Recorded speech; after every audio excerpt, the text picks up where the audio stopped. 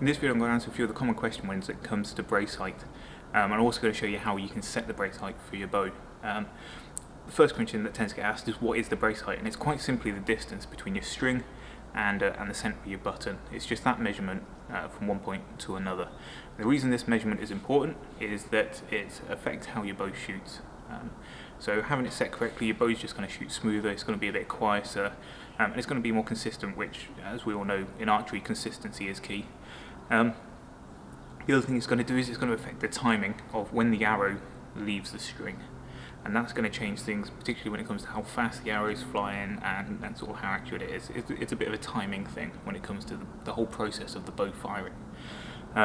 The other question that tends to get asked quite a bit is what should my brace height be? And the answer is, well, how long is a bit of string? And quite literally, your brace height is dependent on the length of your string, so by changing the length of the string, we can change the brace height and tune that bow into its sweet spot where it's going to shoot best.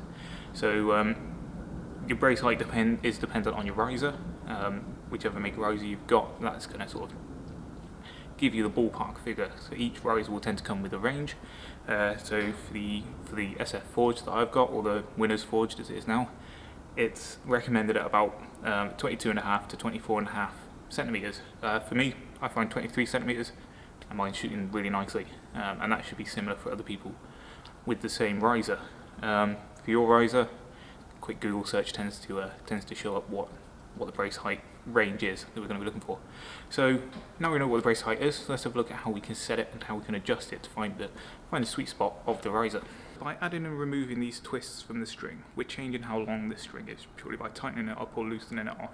The easy way to find out whether you're tightening or loosening your string is if you look closely at it, you should be able to see that the threads come apart when you untwist it, tighten up when you twist it. And that's all we're doing. So we're just adding a few twists, removing a few twists. By adding twists, you're going to make your brace height bigger, so you're going to find you're getting a larger number. If you twist the other way, you're going to lower your brace height and you get the smaller numbers. And just using that couple of twists each way each time is just going to fine tune where your point is and where the sweet spot is for your bow. Let's look at how we're going to measure the brace height. And this is something you want to do every time you set your bow, particularly if you're wanting to get those consistent results and that good consistent shooting from your bow. This is something I do every time I set up before I shoot. And what we're going to do is we're just going to take our bow square, place it onto the string at 90 degrees, and we're just going to set it up so it runs through the centre of our button. And what we're doing is we're looking at the number for where the centre of our pressure button is. Okay, so right here, having played about with my string for the demo, you can see my brace height is it's a little bit high, so the string's a bit too short. It's slightly over the 23 that I normally go for, so I'm just going to knock a couple of turns out, hopefully drop that number back down.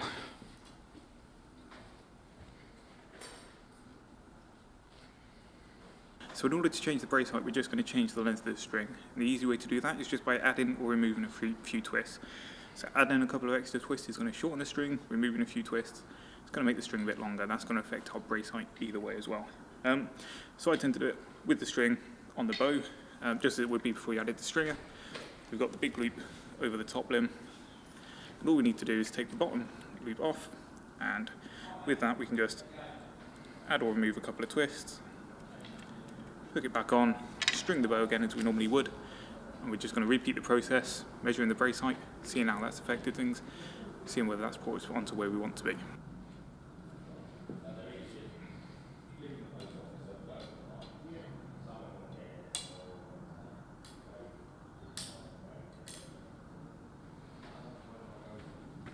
So here we go.